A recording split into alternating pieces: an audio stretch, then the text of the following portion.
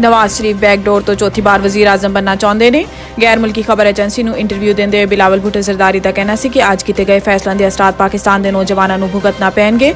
मेरे ख्याल यह बेहतर होएगा कि अगर इन्होंने यह फैसले करने की इजाजत दी जाए, क्योंकि पाकिस्तान की 241 मिलियन की आबादी का तकरीबन 2/3 हिस्सा 30 साल तो कम उम्र से 300 यूनिट मुफ्त बिजली की फराहमी के हवाले तो मुतलिक सवाल ते बिलावल भुट्टो सरदारी का कहना है कि मालियाती रुकावटों के बावजूद पीपल्स पार्टी के कोल आवाम को मुफ्त बिजली फराहम करने का मनसूबा है। इन्हों का कहना है कि समाजी तहफुज के प्रोग्रामों को फरोग देने का ठोस मनसूबा भी साडे कोल मौजूद है।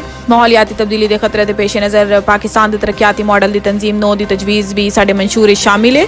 चेयरमैन पीपल पार्टी का कहना है कि इंतखाबात मुल्क की तारीख के सब तो ज्यादा आज़ाद उम्मीदवार हिस्सा ले रहे हैं। नवाज शरीफ तासुर दे रहे हैं कि वह वज़ीर आज़म बनने लई आवाम के अलावा किसी होर चीज़ से भरोसा कर रहे हैं। नवाज शरीफ बैकडोर के जरिए चौथी बार वज़ीर आज़म बनना चाहते हैं, लेकिन असीं इन्हां दा रास्ता रोकांगे। बिलावल तहजीब विच रह के गुफ्तगू करन, इन्हां जवाब ना देना पार्टी पॉलिसी है।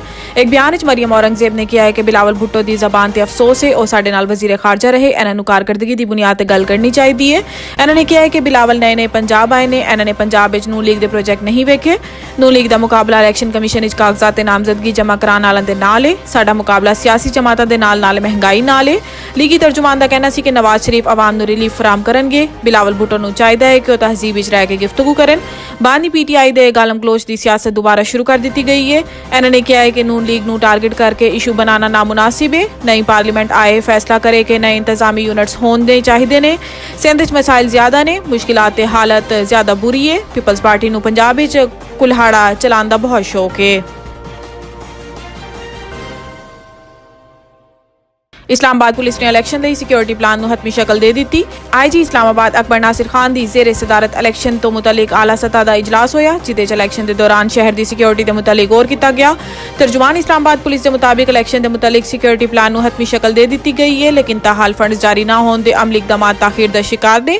तर्जुमान का कहना है कि तमाम पुलिस एहलकारां की छुट्टियां ते ताहुकम सानी पाबंदी ला दी गई है। पुलिस से दीगर कानून नाफिज करने वाले इदारां दे 10,000 एहलकार ड्यूटी देंगे। इजाफी ड्यूटियां लई रजाकार ते रिटायर्ड अफसरान की खिदमात दी जाएंगियां। इस तो इलावा 500 खवातीन रजाकारां की खिदमात की दरखास्त भी कर दी गई है।